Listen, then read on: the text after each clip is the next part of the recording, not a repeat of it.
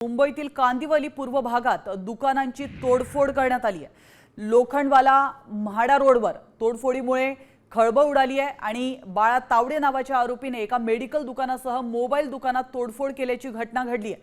आरोपीने हातात चाकू घेऊन परिसरात दहशत माजवली। त्याचप्रमाणे 2 जणांवर दगडाने हल्ला केल्याचा देखील त्याच्यावर आरोप आहे। या घटनेत 2 जण जखमी झाले।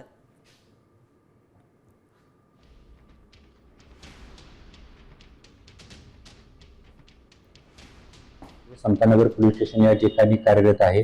समतानगर पोलीस स्टेशन हद्दीतील म्हाडा रोड क्रमांक 3 लोखंडवाला सर्कल या ठिकाणी बाळा मच्छिंद्र पाटील या ठिकाणी राहण्यास आहे।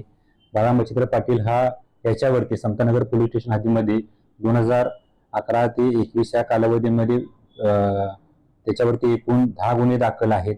त्याच्यामुळे त्याच्यावरती वेळोवेळी प्रतिबंधक कारवाई देखील केली होती। 2021 मध्ये त्याला 2 वर्षासाठी तडीपार देखील करण्यात आलेले होते।